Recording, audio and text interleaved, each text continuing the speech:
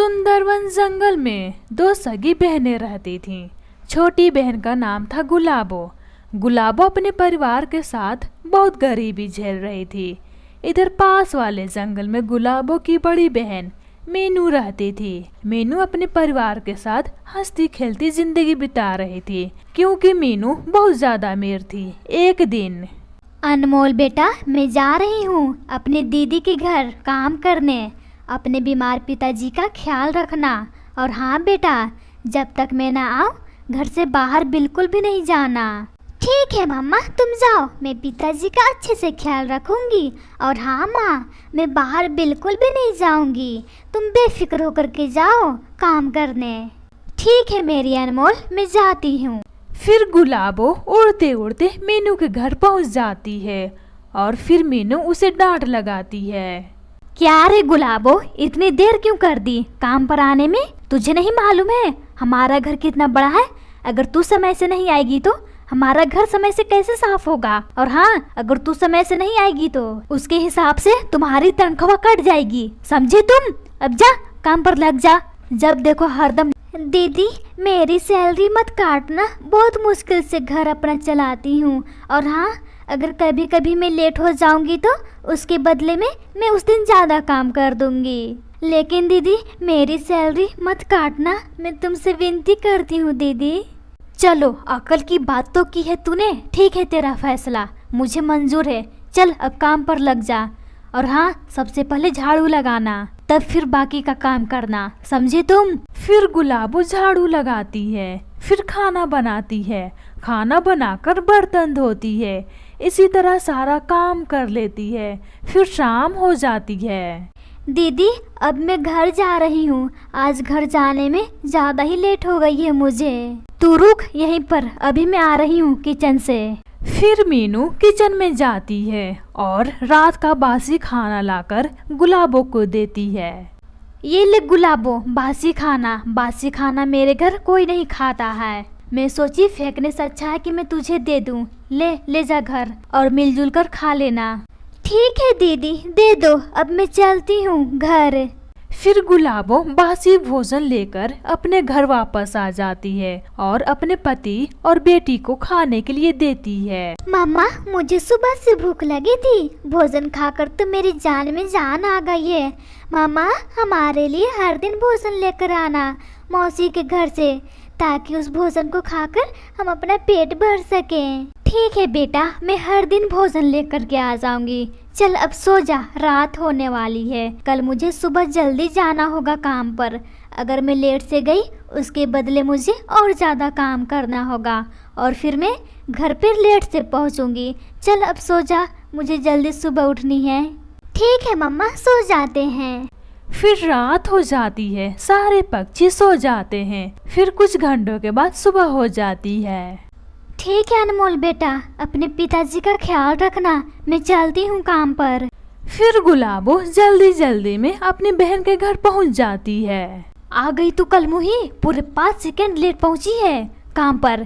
खैर, लेट तो पहुँची हो तुम, इसके बदले में 2 गुना काम करके जाना, समझी तुम? अगर ऐसा तुमने नहीं किया तो तेरी सैलरी से मैं पैसे काट लूंगी।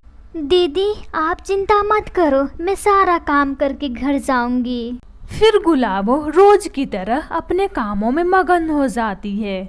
झाड़ू लगाना, खाना बनाना, बर्तन धोना, सारे काम गुलाबो धीरे धीरे शाम होने तक खत्म कर देती है।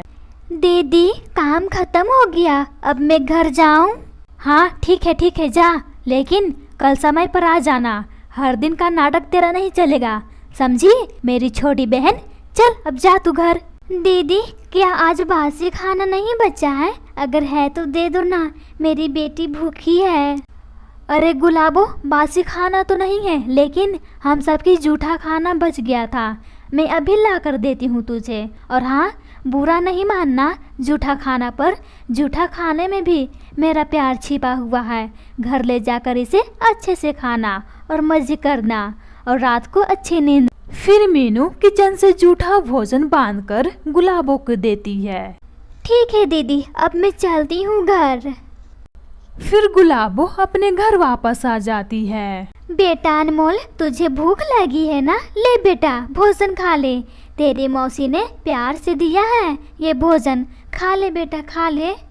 ठीक है मामा, हम सब भोजन खाते हैं। फिर सारे पक्षी भोजन खाते हैं। फिर थोड़ी देर बाद खा लेते हैं। फिर रात हो जाती है। मामा कब तक हम सब बासी भोजन जूठा भोजन खाते रहेंगे? मामा ईश्वर हम लोगों को कितनी तकलीफ दे रहे हैं। अगर आज पिताजी बीमार नहीं होते तो हमारे लिए पैसे कमाते और हम सबकी ज़िंदगी अच्छी खासी होती, लेकिन अब कर भी क्या सकते हैं। बेटा अनमोल, समय के साथ साथ हमारा भी अच्छा दिन आएगा। चल अब सो जा, सुबह मुझे जल्दी काम पर जाना है। फिर सारे पक्षी सो जाते हैं। फिर रात से दिन हो जाती है। चल बेटा मैं चलती हूँ काम पर। रोज की तरह अपने पिताजी का ख्याल रखना अच्छे से।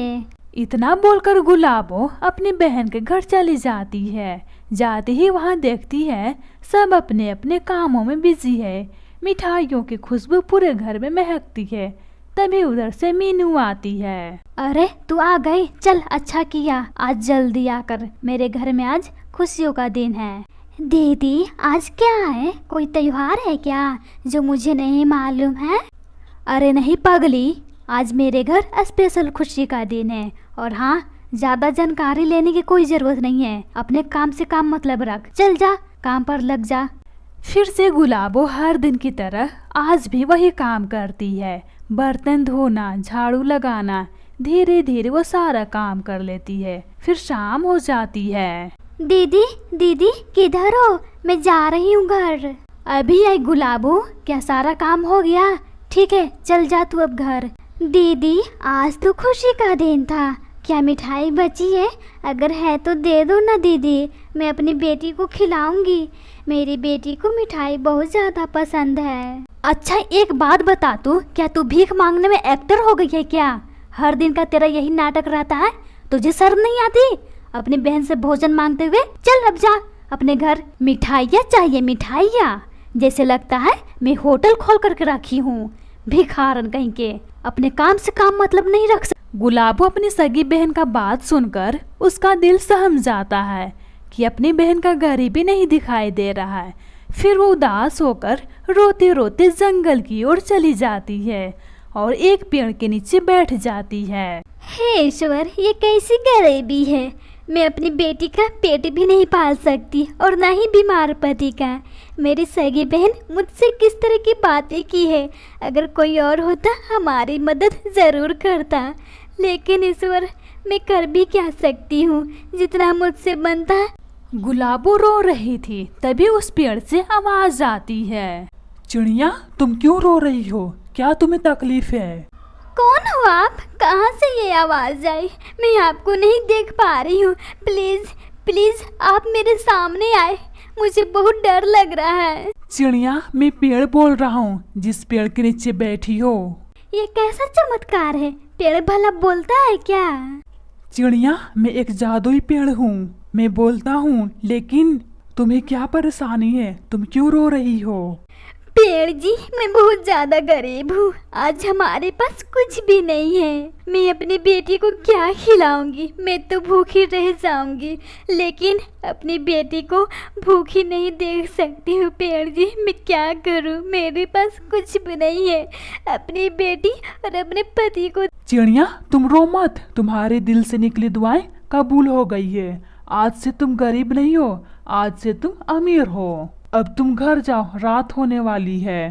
धन्यवाद पेड़ जी मेरी मदद करने के लिए, अब मैं चलती हूँ। इतना बोलकर गुलाबो अपने घर वापस आ जाती है। गुलाबो देखती है एक झोपड़ी से पक्के का घर बन गया है और अनमोल भोजन खा रही है अपने पिताजी के साथ। ये सब देखकर गुलाबो खुश हो जाती है।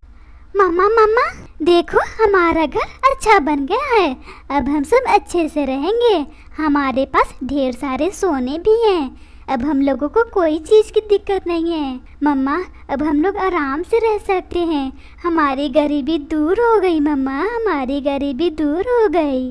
हाँ बेटा अब हम लोग आराम से रह सकते हैं। चल बेटा हम लोग सो जाते हैं, रात होने वाली है। फिर रात हो जाती है, सारे पक्षी सो जाते हैं। फिर कुछ देर के बाद सुबह हो जाती है।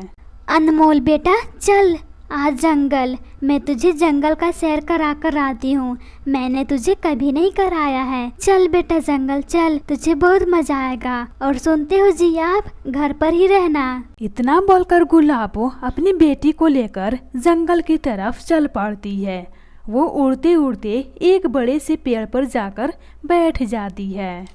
मम्मा आज हमारे घर खुशियों का दिन आया है। आज मैं बहुत ज़्यादा खुश हूँ मम्मा, बहुत ज़्यादा। हाँ बेटा, अब से हम लोग खुश रहेंगे।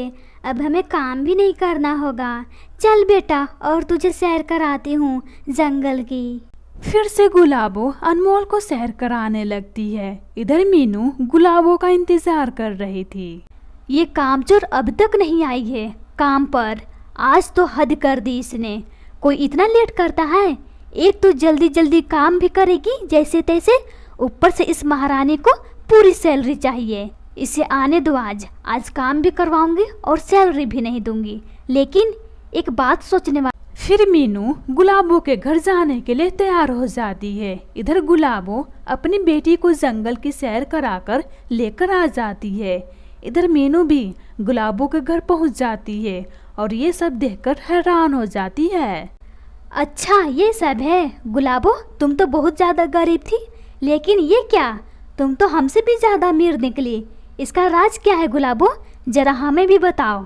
हाँ दीदी, हम सबको एक टाइम खाना खाने के लिए सोचना पड़ता था, लेकिन आज हमारे पास सब कुछ है, किसी चीज़ की कमी नहीं है। खैर ये सब बातें छोड़ते हैं। पता है दीदी, जब तुम्हारे घर खुशियों का दिन था तो उस दिन तुमने मुझे घर ले जाने के लिए एक भी मिठाइयाँ नहीं दी। अच्छा, इसीलिए तुम्हारी गरीबी देखकर वो पेड़ तुझे अमीर बना दिया है ना। अच्छा ठीक है, अब मैं चलती हूँ। एक काम करती हूँ, सीधा मैं उसी पेड़ के पास जाती हूँ। और हाँ, मैं किसी को भी नहीं बताऊँगी कि मैं कहाँ जा रही हूँ। जाते ही उस पेड़ के सामने ऐसी एक्टिंग करूँगी, ऐसी दीदी क्या सोच रही हो इतनी गहराई से? कुछ नहीं गुलाबो, ठीक है, तुम सब इस नए घर में हंसी खुशी से अपना जीवन बिताओ। अब मैं चलती हूँ। इतना बोलकर मीनू उस पेड़ के पास पहुंच जाती है। पेड़ जी, मैं बहुत ज़्यादा गरीब हूँ। गरीबी के कारण मेरे बच्चे भूखे सो जाते हैं। मुझ पर रहम कीजिए पेड़ जी, मुझ पर रहम कीजिए। मुझे अमीर बना दीजिए ताकि मैं अपने बच्चों का पेट भर सकूं और अपने पति का। पेड़ जी मुझ पर रहम कीजिए। क्या कहा तुमने? गरीबी? अरे सवार थी चिड़िया, गरीबी देखी है तूने? उसे झेला है कभी? गरीबी क्या होती है अपनी बहन से जाकर पूछ। और हाँ, सब मुझे मालूम है, तू अपनी बहन का गरीबी का मजाक कैसे बनाती थी और तू उसे जूठा भोजन और बासी भोजन कैसे देती थी। तुझे नहीं पेड़ जी, ऐसा मत कीजिए। इतनी बड़ी सजा मुझे मत दीजिए। मुझे गरीब मत कीजिए पेड़ जी, मुझे गरीब मत कीजिए। मैं जैसी ही वैसे ही मुझे रहने दीजिए। अरे पगली, मैं तुझे ना खाकर तुझ पर रहम कर रहा हूँ। बस तुझे मैं शराप दे रहा हूँ, वरना तुझे आज तो मैं खा ही जाता। चल अब भाग यहाँ से। फिर मीनू अपने घर आ जाती है। अपने घर को घोंसले में देखकर उसे बहुत ज्यादा दुख होता है। मीनू देखो, तुम्हारी लालची की वजह से हमें क्या क्या झेलना पड़ रहा है। मुझे माफ कर दीजिए, मेरी गलती की सजा यही मिला है। दोस्तों, मेरी कहानी कैसी लगी हमें एक प्यारा सा कमेंट कर दें और हमारे चैनल को सब्सक्राइब कर दें।